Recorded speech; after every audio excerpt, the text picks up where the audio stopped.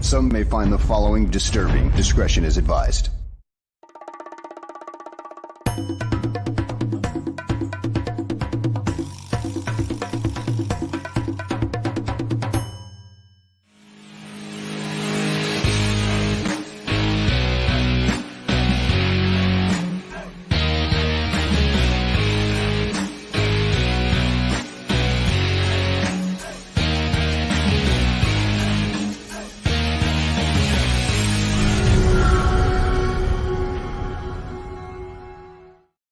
Welcome, everyone, to a fresh edition of Gabriel Talks Football. My name is Aldo Gandia. A quick programming note.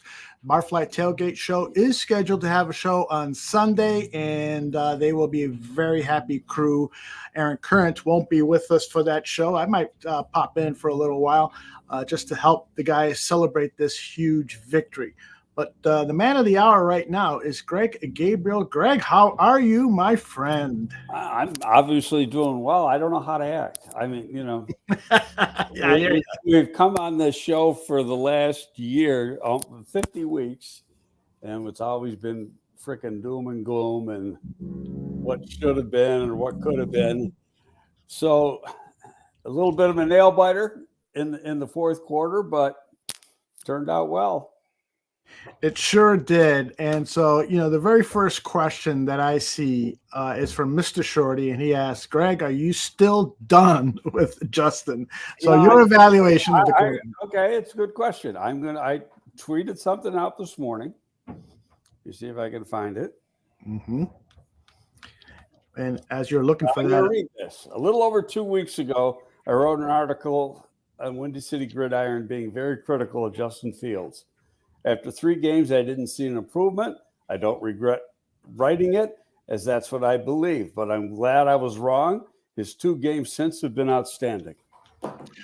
Why were you wrong? Why have we seen? Because after 3 games, I was growing skeptical of his ability to pass from the pocket. But we clearly see now that he can. What happened? I don't know if I have an answer. And the reason they've obviously changed the play calling. The plays have always been there. They're in the playbook. So it's how you use the plays and how they're calling the plays. And they've done it in a way. And could they have made some little adjustments in certain plays? Of course. But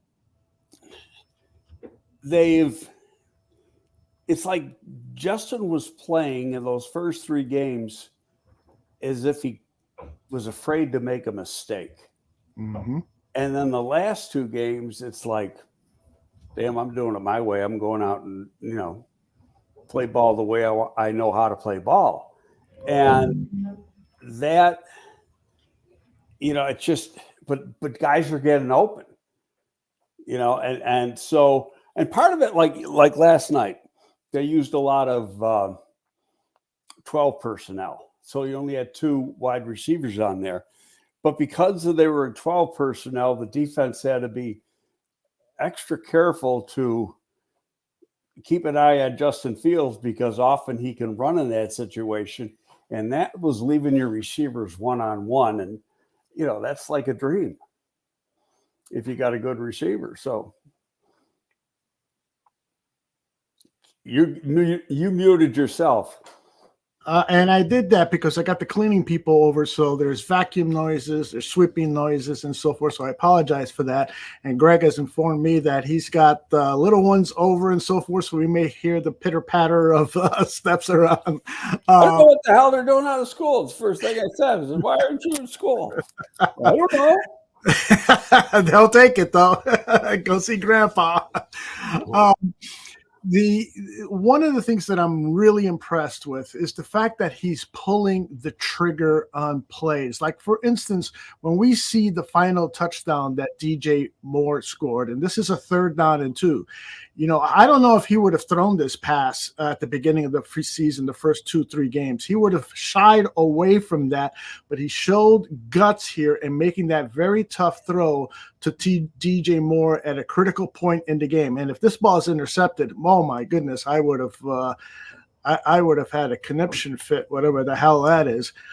Your thoughts on his courage now in pulling the trigger? I think part of that, and people may want to fight this, but my experience tells me different. Part of it's coaching. You're going through the tape. You're going through the tape, and you see guys open, and you see that he's holding on to the ball, and the coach is going, "Look at you got that guy open, that guy open, that guy open. Get the ball out of your hand and throw it." And so I think some of it has to do with that. And so instead of being unsure of himself, he's taking it on himself to just say, "Fuck it, I'm doing it." Mm-hmm. Let the falls they may.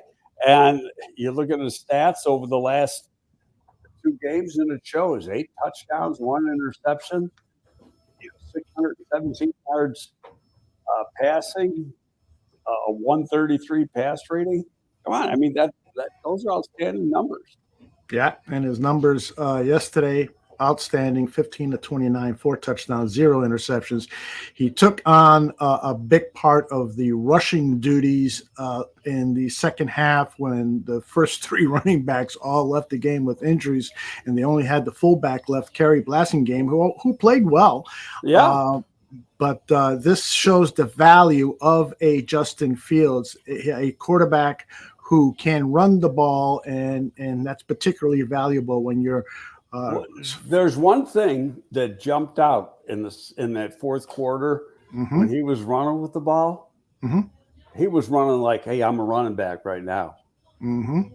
Like there was that one run to the right, and he put down his shoulder and just tried to, run through people. It wasn't like he was trying to protect himself. Yep. On the Amazon, he did on that one run to the left right before a touchdown, earlier in the game where he slid it around the 3-yard line. Right. Okay. Well, that wasn't the case in the second half. We don't have any backs. I got to get some yards. Yeah, on the Amazon Prime post-game show, he was asked about running with the ball. And you had some physical runs in there that I was getting chills and fired up about. Yeah. Did you feel like that was something you needed to do for the team in the second half? Yeah, for sure. When somebody go down, we always have that, next man up mentality. Of course, Kari did a great job being our fullback, stepping in at running back, taking some runs. But, I definitely knew that I was going to have to run the ball a little bit more since Khalil went down. And we also had Roshan went down. But, just a hard-fought battle from everybody. O-line did a great job today. The run game was really going in the first half. But, yeah, definitely knew that I was going to have to take some runs down in the second half. How good did it feel? Not bad. And, Greg, you wanted to talk a little bit about how much more. I was just going to say, I'm glad you showed that clip because I watched that whole segment last night, and you saw a totally different Justin Fields. Mm-hmm. He was smiling. He was happy. He was outgoing. You could see his personality. He was engaging real well with the other guys on the set. And then a half hour later, he goes in and does the presser in front of the Chicago media, and he's kind of glum like this, answering the questions matter-of-factly. Told me one thing, because I watched him back to back last night. He don't like that Chicago media now. And he mentioned something about everything written in the media in the post-game presser and stuff. So he's not comfortable opening up in front of them, but he certainly was on that other stage. Mm-hmm. And we saw a totally different guy. Well, and I do think, though, that part of it was, he was surrounded by a couple of hundred Bears fans, and they're chanting, and the atmosphere and the environment there kind of, started the adrenaline for him, and he seemed much more comfortable. But I have, to your point, I have seen him on interviews with national people. He's a totally different interview than he is with the Chicago media. Totally different. He is much more guarded and distrusting. Yeah. Very, very guarded, and he's very careful what he says, and he just stays in this monotone that's almost boring, and it's like he doesn't want to be himself. And I get it, because I've been critical of these guys for a while. They're too damn negative. Mm-hmm. And these players, they don't want to hear about it. Yeah, I will stick up for the media because it is their job to be adversarial. They're not fans of the team. They have to ask tough questions, and which is why I have always been a proponent that coaches and players need media training so that they could know how to handle this. To throw these guys, especially the young guys in their early 20s who don't have experience answering questions and being under the spotlight like that, to throw them out there without media training is not good. Michael Henneman says the media isn't on your side. Justin needs to worry about what he can control and keep improving. You know, the media is there to ask the tough questions, whether it's negative or whatever. No, I get it, but this media, and I've been in New York from Buffalo. Buffalo, they're fans, you know, and they get critical when they have to get critical, but they want you to do well. Mm-hmm. And New York was a piece of cake next to here. And New York's supposed to be tough. You know, I mean, it was totally, I mean, when I came here, it was like, wow. But I'll say this, it goes back to Flus's press conference. Was it Friday or whatever, or not Friday, Wednesday, and they're hitting him with all the stuff about Claypool. Yeah. And he's kind of flustered. And I don't know if I said it to you, but I said it to some other people. I said, he didn't handle it right because he should have done with the first question, should have said it in a very emphatic way. This is an internal team situation. We are not talking about it. The discussion ends right now. And it's because it's none of their business. It's internal. It's a team matter. And if they continue to ask, walk out. You know who did that? First time I saw it, Bill Parcells. And Belichick picked up on it. You know what? And then they don't control you. You control them. You're absolutely right. And that's what media training would teach these guys, you know, teach the coach Ebereflus was up there for 7 minutes, and with each passing second, he just looked worse and worse. It was clear that he was uncomfortable, and I'm not sticking up for him. But the point is that it's just he could have handled that in a very positive way and shut him up. And they would have tried, and then if I'm him, you walk out, and then you know what? It'll never happen again. Yep, indeed. All right, we're going to talk more about last night's game, but there was breaking news today. The Bears announced the trade of Chase Claypool. Again, Claypool was acquired for the 32nd overall pick. Of course, when Ryan Poles made the trade, he didn't know he was going to have the top pick of the second round, but that was the pick that was relinquished for Chase Claypool, the 32nd overall. And today he was traded to the Miami Dolphins along with a 7th round pick for a 6th round pick. It could be just moving up a half dozen to a dozen or so slots in the draft.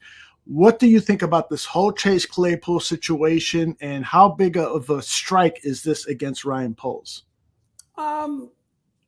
Is it a strike? Yeah, it's a strike because he didn't get. He was hoping that it was going to turn out big. And as I've stated several times, you know, in conversations with him, he said, you know, if I had a chance to do it over, I would. And this was back in the spring. And it didn't work out for whatever reason. And we probably will never know all the reasons. There's a lot of speculation. I know people say, well, you know, he was run out of Pittsburgh. Well, I talked to 2 people in Pittsburgh that I've known, and it's not like casually. It's known for one for 39 years and the other one for 21. I know these people for a long time. They're not going to lie to me. And they said, we didn't have any problem with him, but we knew that his value was high and Pickens was coming on. So let's see what we can get for him. So I get that, but people want to have a narrative, and that's fine.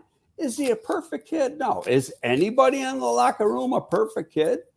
Everybody's got his own issues, some more so than others.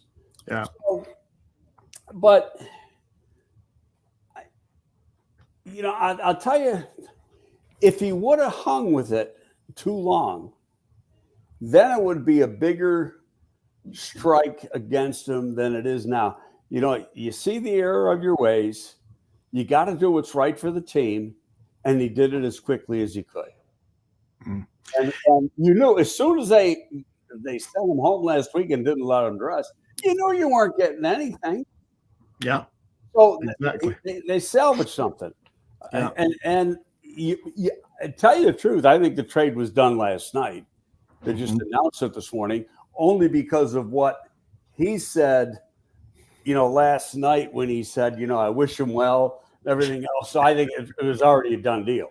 That's right. He was interviewed before the game, and he was talking about Claypool in the past tense. You know, so it was a locked deal last night, no doubt about it. So my concern now is because of DJ's outstanding performance, we're going to see defenses now double up on him because they're going to think, well, that's their biggest weapon. Let's take him away and see what Justin Fields can do. The connection with Darnell Mooney, unfortunately, hasn't been there. Here's a look at one pass in the end zone. That was interference. That was in fact, the Bears got called for interference twice. One of them, they picked up the flag. Mm-hmm. They weren't half as bad as that. Yeah. The throw could have been a little better, but you're absolutely right. This was pass interference, and it should have been called. There was the guy smacks him right in the face, for Christ's sake. I mean, he does. That is true. He's not. His head. You got to have all the rules. You got to be turned back to the ball, trying to break up the ball. He's not doing that. He's looking straight ahead at Darnell, and he smacks him in the head. Come on. But how about this? It's the same freaking ref. Because it's the same side of the field and everything else. The same ref that called the interference on, I think it was Stevenson or somebody in the end zone. Yeah, later on in the game. Yeah. Same ref. Yeah, yeah. But the Bears got a couple of calls too. So they were an equal opportunity. Bullshit refereeing crew. So I'll tell you what, though, and credit to Swifty. He showed a picture. DJ Moore was out of bounds. His heel was on his heel. Oh, excellent! I took a picture of it, but I don't know if you can show it here because it's on my phone. Good job, Swifty. Swifty always comes through. If you're not following the Swift Sports Network, you should. If you're not following the Nomad Network, you should. If you're not following the Bears Country Productions podcast, you should. Where the hell, right there. Up a little higher and to your right. There you go. Yeah, it's not very good. I can't. No, you had it. You had it. Put the picture up. Now, to your right. Yeah, right there. Hold it right there. Yeah, you're right. His left foot. The heel and maybe a little bit more is definitely out of bounds. It's about 2 to 3 inches out of bounds. Yeah. So it was a good call. Yep. This was the play here. It was the Bears leading 27-14, and DJ thought that he was in and really wanted it because it would have been 4 touchdowns for him. But great job by Swifty. Much better job by Swifty than the Amazon crew that did not have a replay showing anything, despite the fact they got about 100 cameras out there. Unbelievable. Yeah. Anyway, they got like 6 cameras running on every play. Mm-hmm. So you get all these different angles. Yeah, I don't have any concerns that Mooney is going to become more productive, but I just wanted your comments on why such a slow start to the 2023 season. Is it because he's coming off an injury and may not still be 100%? Is it because of the focus on DJ Moore? Any thoughts on that? I think it's all of the above, and they were also trying to work in Claypool, and in essence. They were really playing Claypool at the X and trying to put Mooney inside at the slot. And then there was some switching back and forth between DJ and Mooney as far as being either the Z receiver or the slot receiver. But now I'd have to go back and look at the tape to tell you who was the Z and who was the X. But they switched that around now. And so he's going to get more targets. Fields likes him. I think he targeted him 4 or 5 times last night. It just, it didn't work out. And the first play of the game, and in fairness, he had the guy beat. That throw was on Justin. If you look at the route being run, Darnell was looking over his outside shoulder, waiting for the ball, and he had to completely turn his body around to find the ball to the inside. And it was he just couldn't adjust good enough to make the catch. All right, let me tackle some of these questions before they start to pile up too much on me. Let's go with Herbert first. He asked, why do you think players hate coming here? And I'm assuming that he's making reference to wide receivers. What Mushin Muhammad once said, Chicago is where wide receivers go to die. So what do you think about Herbert's comment? Do you think players hate coming here? And if so, why?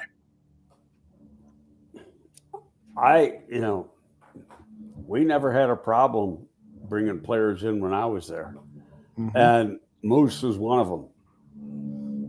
But like most wide receivers, he's a diva. So if you don't give me the ball enough, then it's where wide receivers go to die. And, did we have a top flight quarterback? No. But he still had a pretty decent career. I mean, Alshon Jeffrey didn't die here. He had to put up some big numbers. So we brought Peppers in. We any free agent we wanted, we got. And I think over the last few years, when they've wanted to get a free agent, they've been going out to get it. They've gotten them. I mean, it gets down to money now. If they don't, and I know with Ryan, he's got a set dollar figure that he will pay for certain players. And when it goes over and above that, he's not stretching because he's got to think about the future. And he doesn't want to hurt that. Your mute's on again. Hit it again. Slap yourself upside the head, boy. One of the things, and you're absolutely right, it's always about money. And I understand why some wide receivers might be reluctant to come here because the team does have a history of average to poor quarterback play, and they want their numbers up. So I understand that. But you're absolutely right. Julius Peppers, other free agents have come here and have thrived. They've made their money and they've left. I don't think the Chicago market and the Chicago franchise is verboten for agents and players, but I do understand perhaps the reluctance on the part of some wide receivers to want to come to Chicago. Well, all right. Don't forget, A-Rod came here. Yeah, A-Rod came here. Not too long ago. Right. And you're absolutely right. You dangle enough money to a wide receiver and he won't care. Plus, the other thing is if we continue to see the progression of Justin Fields, wide receivers are going to die to come here. I don't want to be in on this fun. Just going to say that. If he keeps playing like he has the last 2 weeks, this isn't an issue. Yep. And then, you get about the money. Hey, it gets down to this, money talks, bullshit walks, so they want money first. Always want money first. That's right.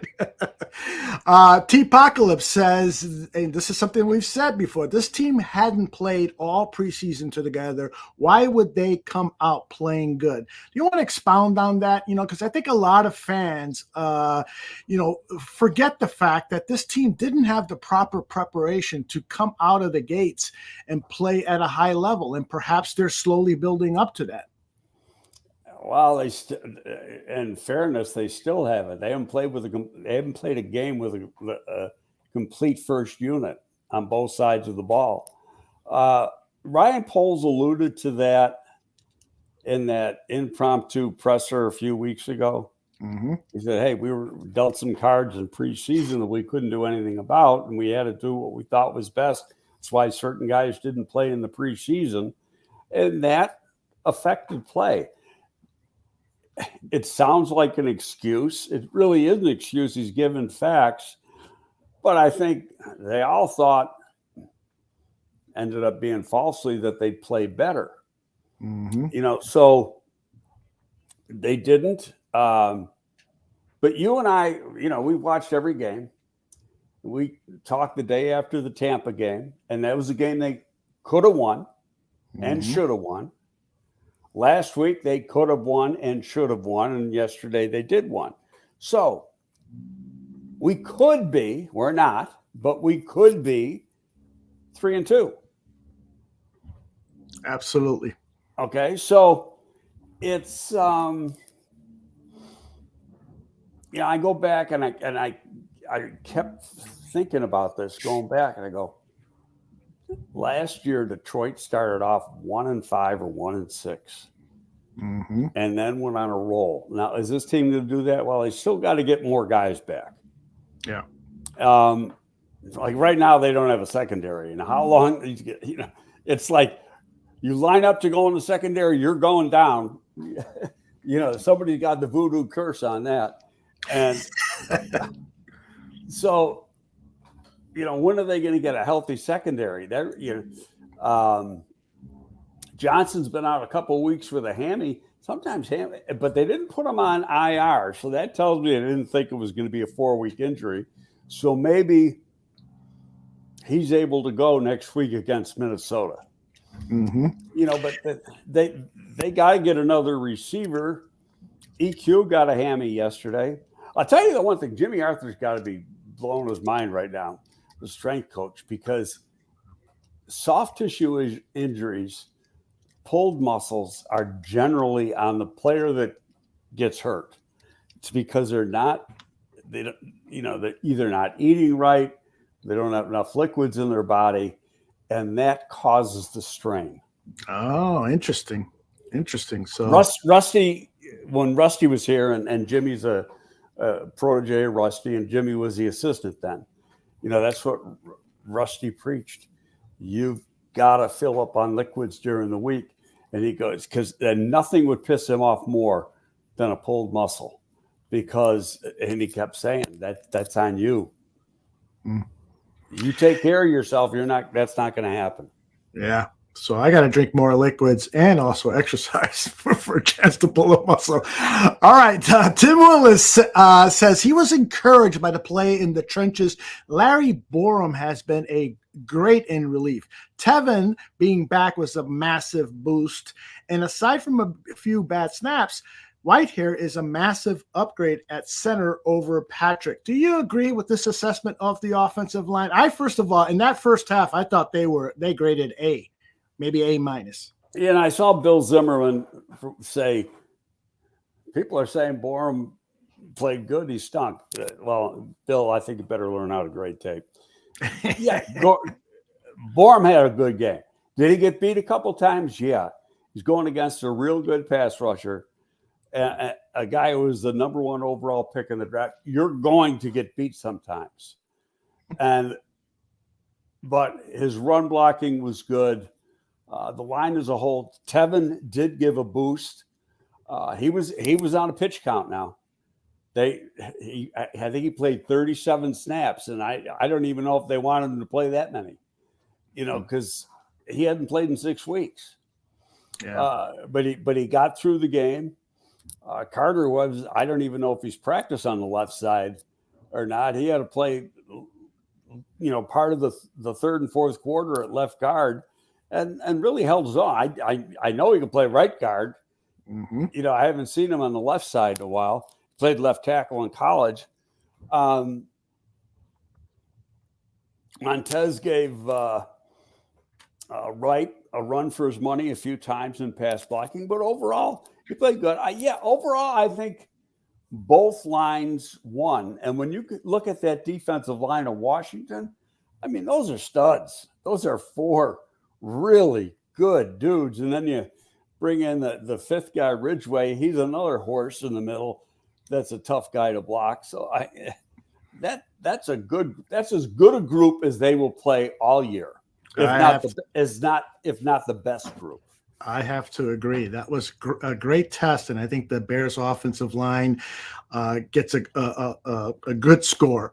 Staying on that topic, Ceiling Fan says, Greg, how good is Darnell Wright? Would you say he's an all-pro potential guy?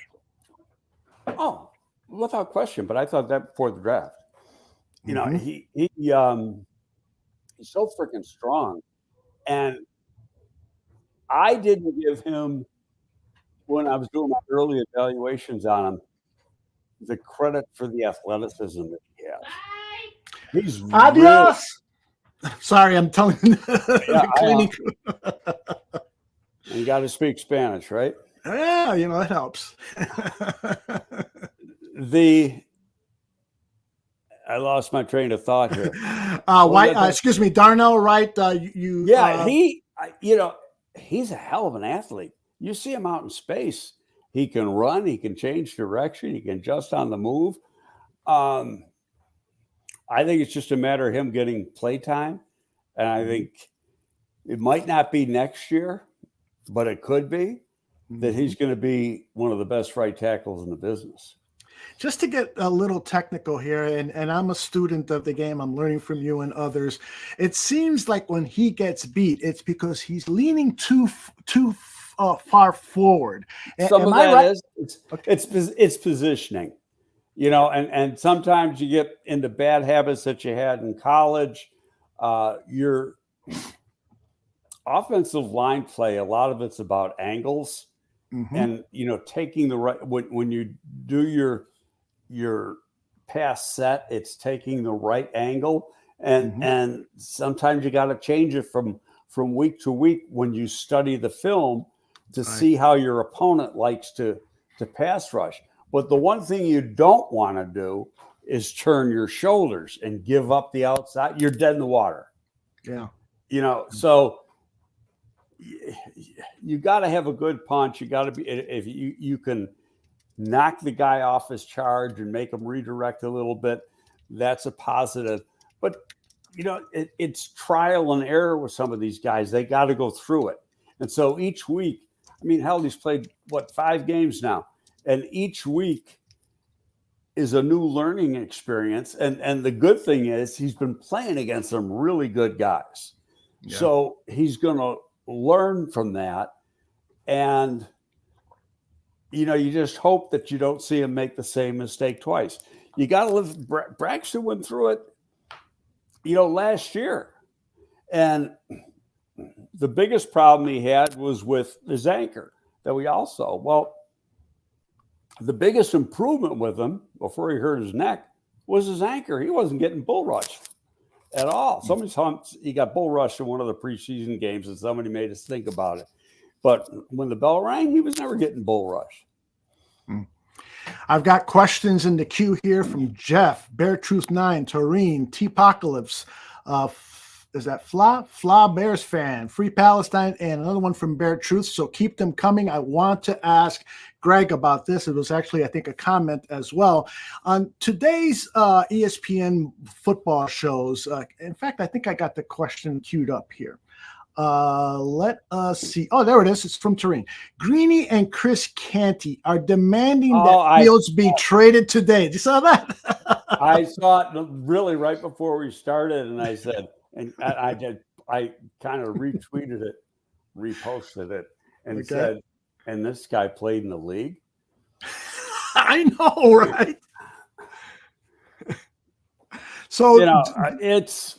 Would you entertain the thought, if you're the general manager, Ryan Poles calls you up, hey, listen, I am getting an offer for Justin Fields that can give me a Herschel Walker type of boatload of picks. What do you think? Well, then you got to, let's be realistic here. Then you have to tank. Yeah, you're putting Bajent in and you're tanking, right? You have to. And so, and what's that going to do? Well, that's going to get your coach fired. That's going to sour. It's not part of the DNA of an athlete to tank. Mm-hmm. So somebody wrote something. I think Bigsy might have wrote it today.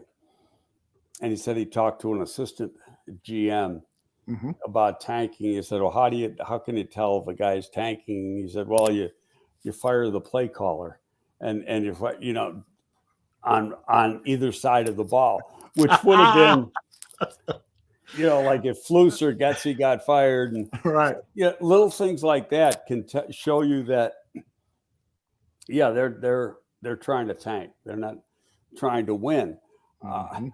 This team's been through that. They had to find out if Justin Fields could play. It didn't start out very good the first 3 weeks for whatever reason. The last 2 weeks, he's been as good as anybody in the league. And you hope that continues. We won't know until we see it. Next up, Minnesota. Hey, Swifty, we gave you a shout out earlier regarding the picture that you posted of DJ Moore's foot out of bounds. And again, make sure you are following the Swift Sports Network on your YouTube pages. All right, let's get to some more questions here. Jeff says, it seems to me that Khalil Herbert is sticking his nose in there more in protection and blocking. Are you seeing that as well? Yeah, he was told he had to. Oh yeah. that was, it was like, that and pass catching were the weak points of his game. And he's improved in both areas. He actually got hurt trying to make a hell of a catch because it was an underthrown ball from Justin. And then his ankle got caught up underneath. That could have been ugly. That could have been ugly. It was great to see that he at least went out and tried it again. But and then he planted on that foot and said, let's hope he's ready for next week. The great thing is that Deontay Foreman and the limited reps that he has gotten has looked very good. And so he would be a worthy replacement. And let's hope that Rashawn Johnson goes through his concussion protocol. Yeah, really but well. I would think I read an interesting stat. This year, anybody who's gone on concussion protocols missed one game. Oh, really? Minimum. Now, he's got extra few days here. Right. So that could change. But nobody has come back who's got a concussion Sunday, come back to play the following Sunday. Now, again, this extra 3 days, that could make a difference. Depends how severe the concussion is. So, we'll see. But they didn't talk about the injuries. There's nobody in today, so I don't think you're going to have a presser today because the players aren't in. And Flus said last night when he was talking to the media, and by the way, when he was talking to the media, he had an entirely different disposition than he normally has in front of them. But he said, well, when the players come back in Monday, we got to go over to this, and this, go over the corrections from the game. And there were things to correct, but when you win, it's a lot easier to make corrections and it's a lot easier to take criticism. Yeah, definitely. Bear Truth 9 wants to know, this was yesterday on our Bear Football show. Danny Shimon, it feels like he is issuing still a no confidence vote for the Chicago Bears coaching staff. I replied by saying, listen, it could be that this coaching staff is finally starting to get it. They're making the corrections. They realize they have to blitz more. They realize they have to do certain things on offense to get the most out of Justin Fields. I'm not ready to say at the end of the season, this coaching staff is out the window because what you are doing now should be the how you judge it. What do you say about this coaching staff? Where are you in your confidence level with them?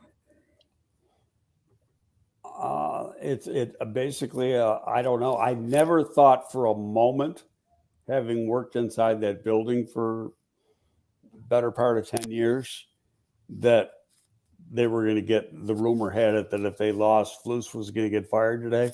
Never thought that was going to happen. And the main reason being, and I wrote about it, I think we talked about it on Monday, who's going to replace him?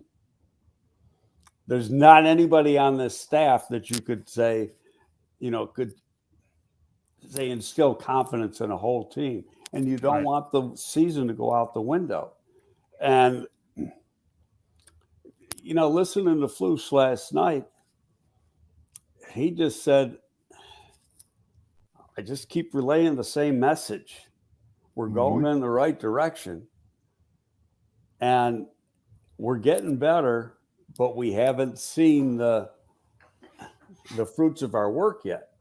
And, we finally did tonight. It started last Sunday, and they couldn't finish. And last night they finished. Now, it remains to be seen what's going to happen going forward.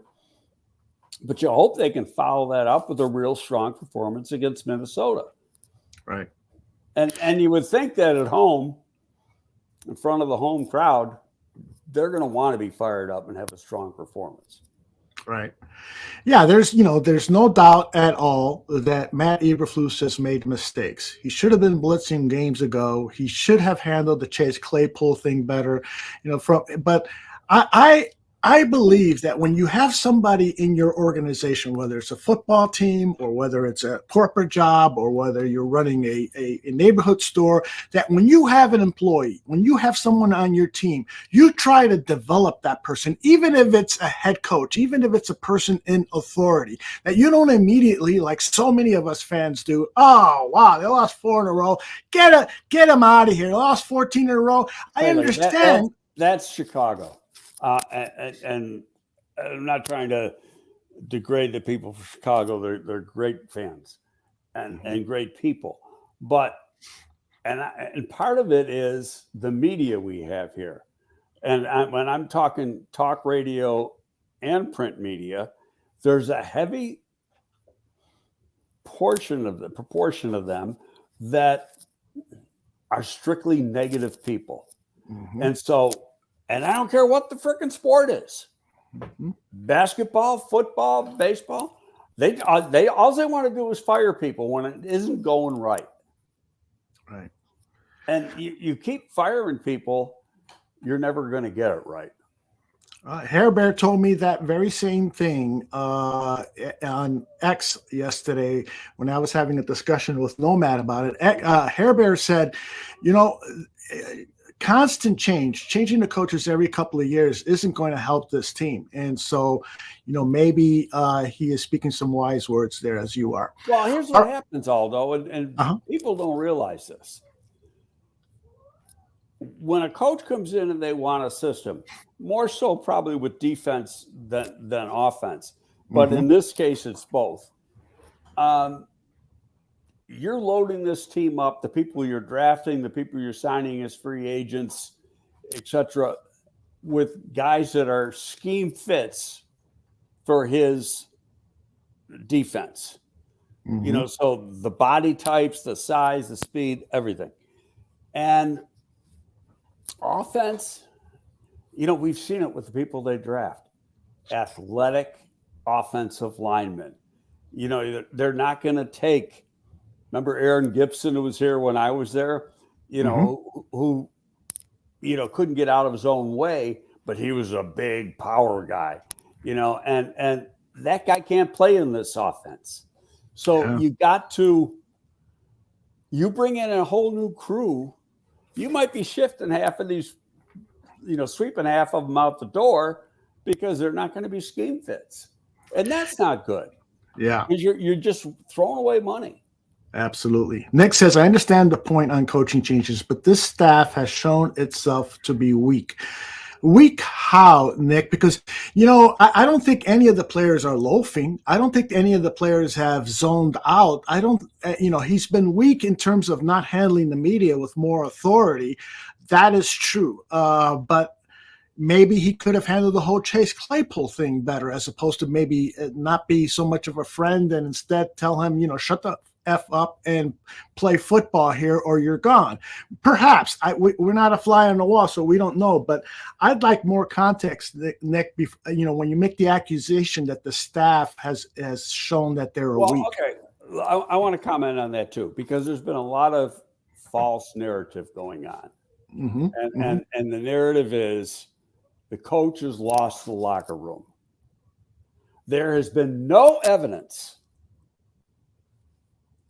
from the last 2 games that coach lost the room. I've been with teams where they didn't want to play with the coach. I've seen teams where they didn't want to play for that coach. Jacksonville a couple of years ago with Urban Meyer, they quit on the coach. Mm-hmm. And it was obvious to everybody. This team has never given anything but 100% effort for that guy. Have things not gone well? Yes. Have they made mistakes? Yes. But don't even attempt to say they quit on the coach, because that's totally false. I agree. Who is it here that said that they are, because I agree totally, and I should have started, and now I'm missing it. There it is.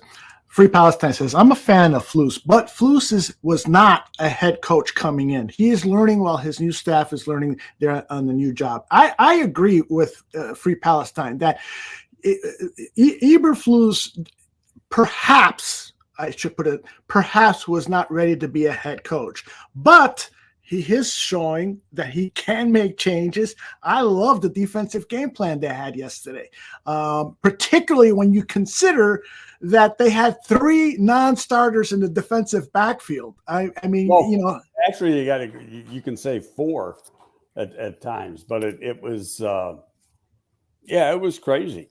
Mm-hmm. But I'll tell you what I did. I did like the way he was interchanging the defensive line a little bit, like he was bringing Darnell Walker into the 3 technique on passing downs and trying to create more pass rush. They finished 4 or 5 sacks. They should have had 8.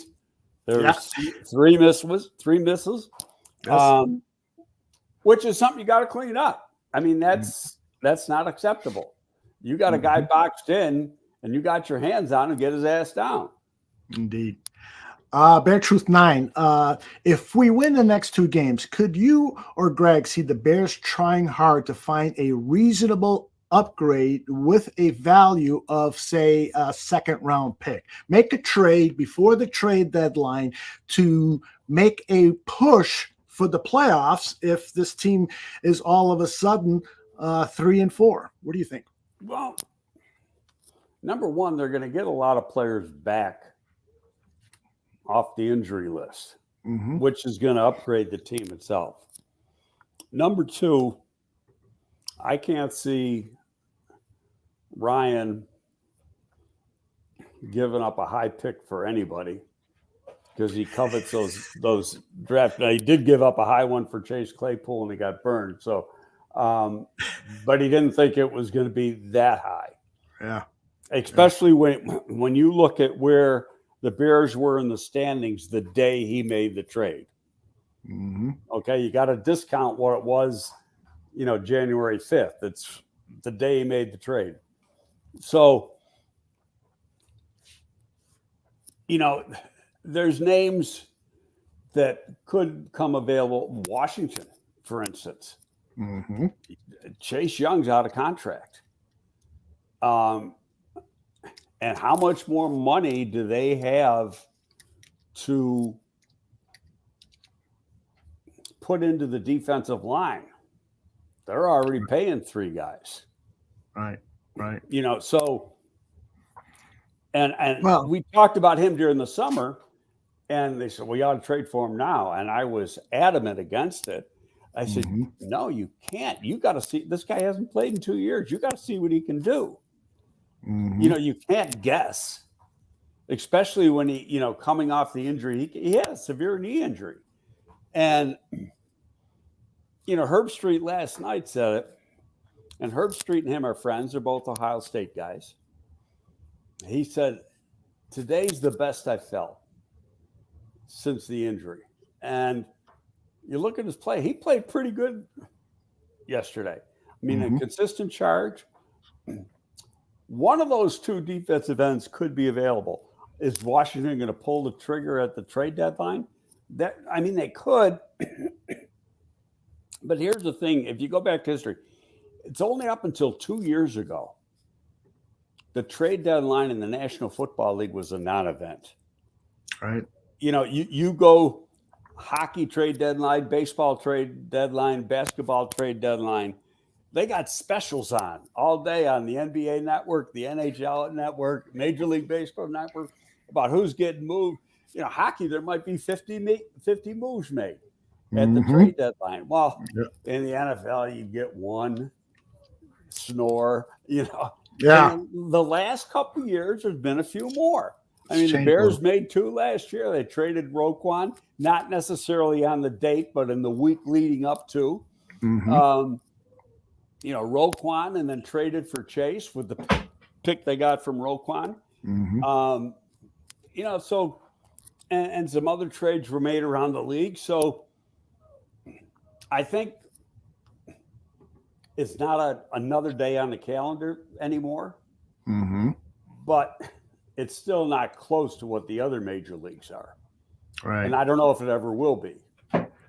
Let's take a look into the future because Florida Bears fan is asking you if Chase Young is available at the end of the season. Do you think Poles might want to, entertain $25 million a year contract, which is, what some of the top defensive ends are making? Well, my question to that would be, is he worth $25 million? What's he done to be worth $25 million? He missed 2 years with the various, and he's got, I think, 2.5 sacks right now. After last night, he's got a number of pressures. His pressure amount is high. I don't think, personally, only because of his injury history, I don't think that he's going to break the bank. If I'm him and his agent, I don't want to do more than, say, a 3-year deal, because then I'm going to get a crack at it again, assuming he stays healthy. Yeah. But that's my thought. I mean, who the hell knows what his people are going to say? Right. Yeah, and I'm going to guess no. I think, the big thing this season is Justin Fields. Are we going to, or are the Bears going to extend that contract, pick up that 5th-year option, which is going to be over $20 million. And then if you're going to attempt to sign him to a contract, he could become the highest paid quarterback or one of the highest paid quarterbacks in the National Football League. So you've got to have that money. And, that's going to be put in some type of account. You got to have the cash in order to sign a player to a $100 million contract. Isn't that correct, Greg? Yeah, I don't know the exact. It's like it's annuitized or something. You gotta, it's there. They got the money. That's not a. They better have the money. Team's got, that's not a problem. All right, let's. But it's. Go ahead. Excuse me. I'm trying to get my thought here. Sure. If they follow the same protocol that other teams have done, except for Daniel Jones, they will extend him next spring, assuming, and it's still too early to say, that he keeps playing like he has the last 2 weeks. Now, we can't expect him to throw 4 touchdowns a game and, average over 300 yards a game, et cetera, because that's not going to happen. But you want to continue to see good decision-making, ball getting out of his hands, basically, growing at the position and the arrows going up so that that if we invest this money in him, it's going to be money well spent. I know he's from a personal standpoint, he's a quality person. They probably don't know yet. They're hoping, but they probably don't know yet that is he going to be our guy. I'm going to let the dog out. In the meantime, why don't you answer this question from Free Palestine? Seeing what Fields can do with DJ Moore, do you think they would try to get another top-tier receiver like Marvin Harrison Jr. or maybe the wide receiver from the Bengals? And I will be right back. I don't know. Mooney is going to be in there. Harrison will probably go in the top 5. I can't see Poles using a top 5 pick on a wide receiver. And some people will look at it as counterproductive. Excuse me. It's Marvin Harrison, if you go off a 22 tape, was outstanding, obviously. He's had his moments in 23. He doesn't have C.J. Stroud throwing to him. In fact, when they played Notre Dame a couple weeks ago, he was just a receiver, in that game. So I would say no. There's always great wide receiver depth in just about every draft. And if you look at some of the top receivers in the league, they're second-round picks. You don't have to stretch to take one in the first round. A.J. Brown with Philadelphia, second-round pick. We can go on. We did a show once. I think I came up with about 10 names who went in the second round that were great wide receiver picks. And that happens all the time. So you just you got to get the right people that fit your scheme. But I'm going to say this. They struck out on Claypool. Who knows what EQ is? And in this particular scheme, they want the X receiver to be a bigger guy. So does Harrison fit that mold? Yeah, he does. No question. But does he want to use a pick that high on a wide receiver? Some teams might, but when's the last time a receiver went, and I don't have the drafts in front of me. I know there's a bunch of receivers that go 5 to 10, but when's the last time one went in the top 4 or 5? Keyshawn went number 1, and that was a gazillion years ago. The Bills they traded up to take that receiver from Clemson at number 4. That was around 10, 12 years ago, and it ended up being an awful pick for them. I think most of these guys come between 5 and 10, and I may be wrong. So put it this way, if it was me, I probably wouldn't do it. I'm still in the mindset of I want the strongest offensive and defensive line I can get, and he is yet to address the edge position in a draft. So that is my primary concern going into the next draft. Michael says we need more blue chips regardless of position, but most important, we need to keep adding top talent to our trenches with high picks. And I've got a question here for you.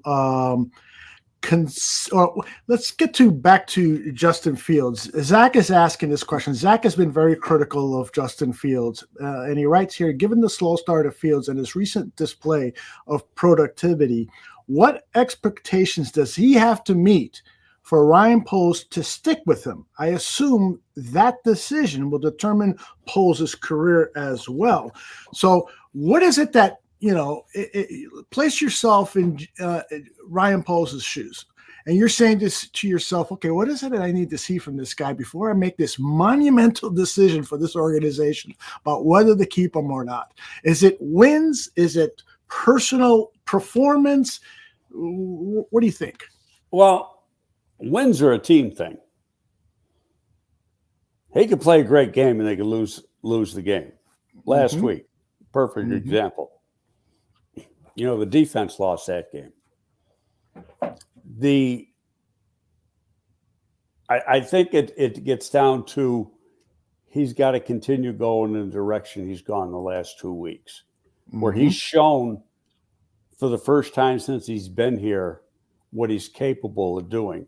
He's looking like the guy we saw at Ohio State in the college football playoffs outplay Lawrence and, throw the ball downfield and make these big plays. So now that's got to continue the rest of the season. And like I say, I don't think wins and losses have anything to do with it more than the arrow continues going up. Because if the arrow, if they see a fall off or it just flattens out, then I think you'll see him draft a quarterback. Indeed. Nick says the ball needs to come out faster for Justin Fields and closer on target. His accuracy is still a problem, Nick says. So Fields missed multiple throws last night. You care to respond to that? No. Greg froze. That comment from Nick froze him in his place. We'll see if we can get him back here. I know my internet connection has been a little weird. Let's see.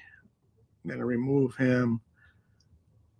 I'm going to kick him from the studio. Let's see if he can come back to us. But Nick, if I can comment on that, you're absolutely right that he did not have a flawless game.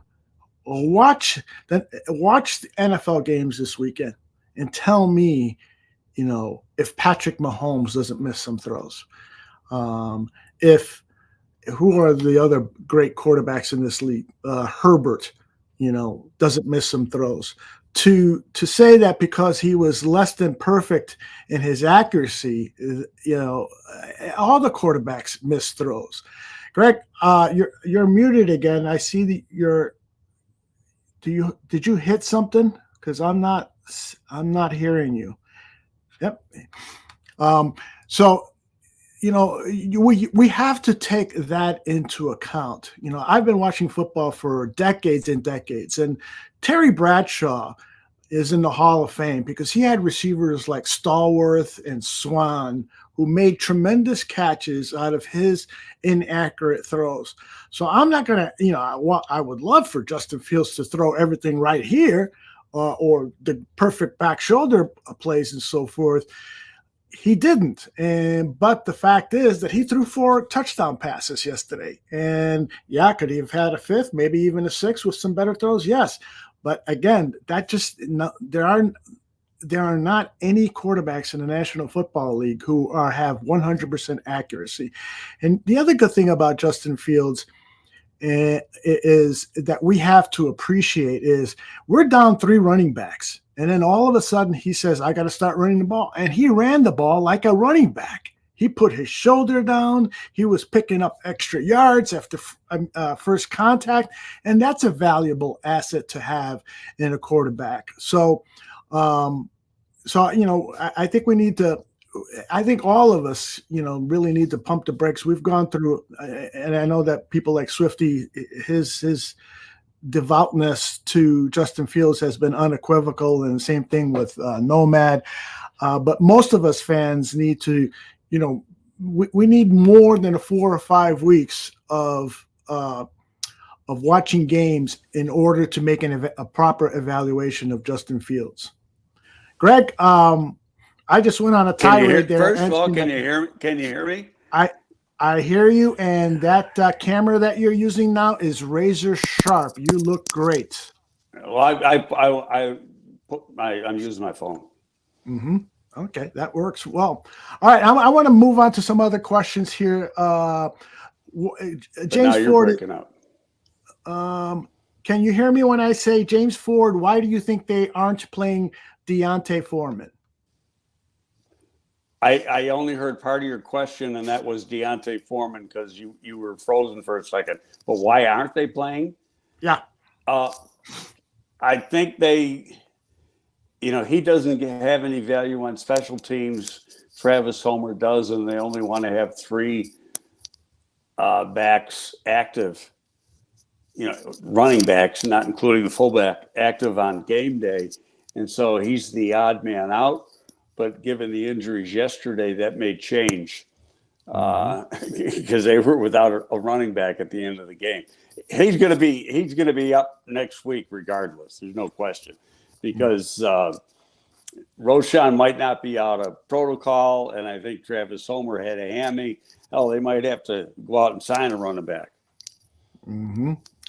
Yeah, the froze again, Aldo. There. Yeah, and I think it's on your end, Greg, because you're totally frozen too. I know that we had some issues with your connection when you went to your phone recently. But can you hear me? Yeah, I can hear you fine. Okay, good. Here's a question. Bear Truth 9 says, if we somehow get the number 1 overall pick and Justin continues to do what he's doing, what do you do with that pick, Greg? Trade it. Get that just like they did. Trade it just like they did last year. Yep. Absolutely, totally agree with that. You're not going to draft a quarterback, and Caleb Williams. Well, this is turning into a pile of shit. Your connection? We're losing everything here. Can you guys in the chat room still see and hear me? I can still see and hear Greg. I think, Greg, can you hear me? You there?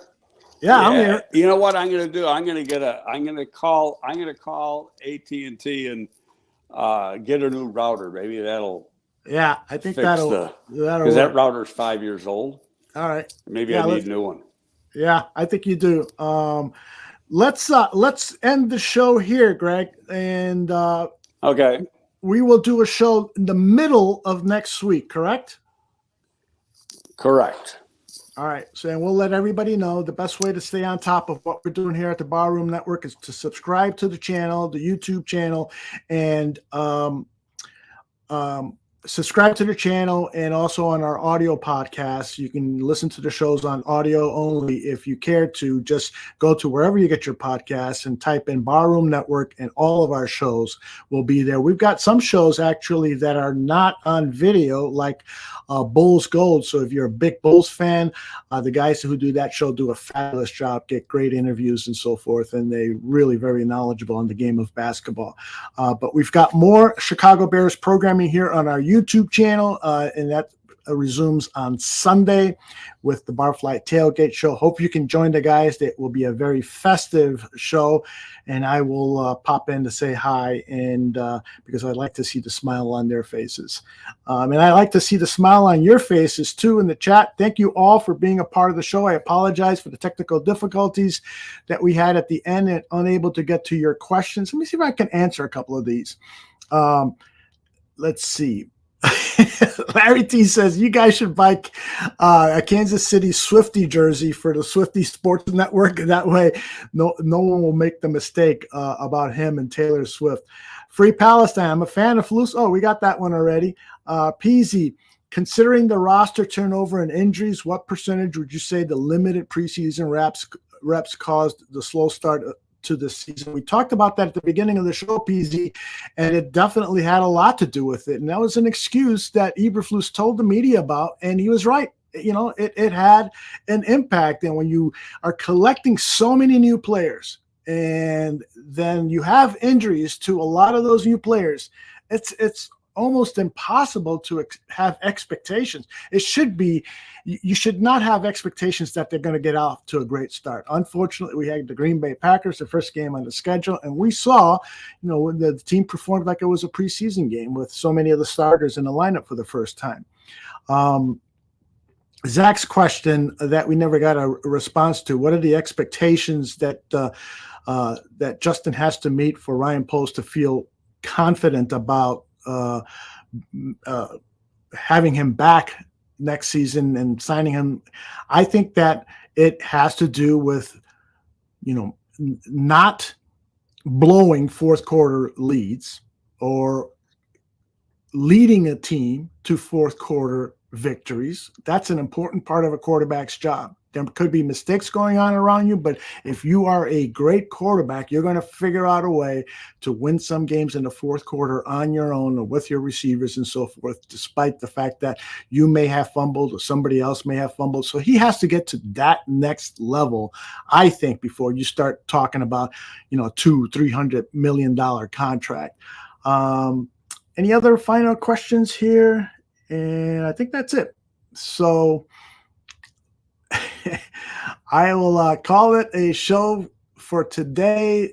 Thanks to Greg Gabriel, and thank you all for listening live, and make sure you share this. I'm going to put it up on social media very soon. Make sure you share it with your friends. Goodbye, everybody.